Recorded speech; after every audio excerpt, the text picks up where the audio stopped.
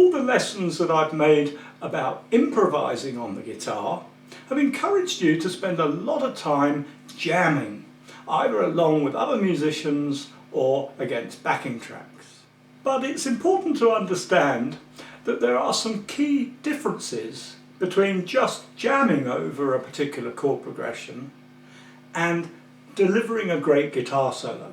Let's start our detailed exploration of the subject of guitar soloing by looking at some of the practicalities that apply to live performance. And you'll notice that these are all things that really need to be addressed before the gig even gets underway. The start of a guitar solo is all important, especially in a live performance situation.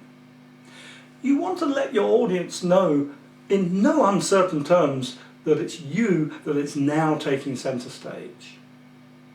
From a practical point of view then, it's essential to make sure that your guitar sound level, your tone settings and your effects settings are all prepared at least a few seconds before you need to launch into your guitar solo. So this is where foot pedals can come in useful.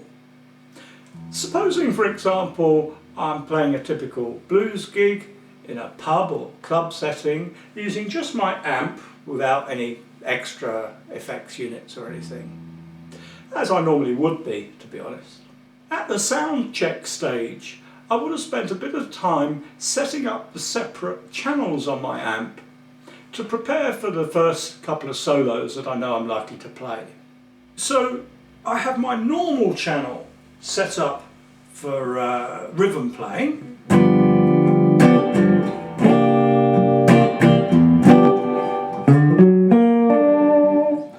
Then I have my first overdrive channel set up with a bit of blues crunch.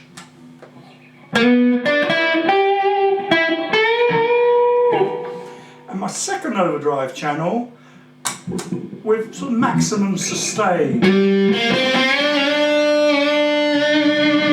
Some of those different channel settings give me different options for different intensity of soloing, different stages of solos. If you have little experience of live performance work, it's absolutely vital that you spend a bit of time practicing switching from one sound setup to another. So you'd have the normal channel set to begin with while you're playing backup rhythm guitar, maybe something like this.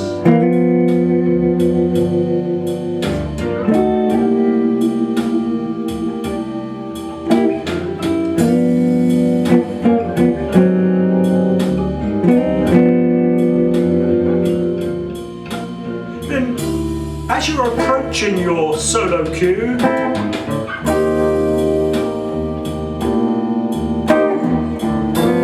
get ready to flick your foot switch and make any adjustments to the guitar.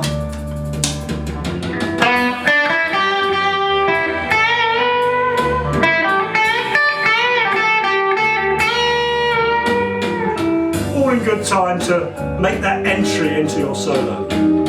So as you can see, that's quite a lot to coordinate, which is why you need to spend time practicing so that you don't end up looking like a complete novice on the night. Of course, I've only shown you an example using a simple rig like the one I typically use for gigging. But you may use a programmable multi-effects unit like one of these.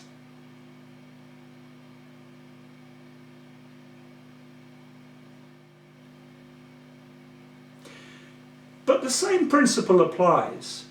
Make sure you set up and check your sound options at the sound check stage.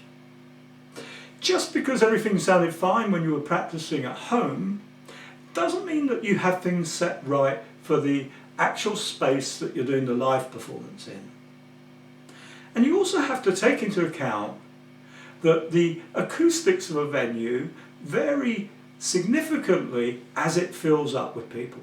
For larger gigs, where you're mic'd up through the PA system and have the luxury of a sound engineer working the desk, it's always worth having a word with them beforehand.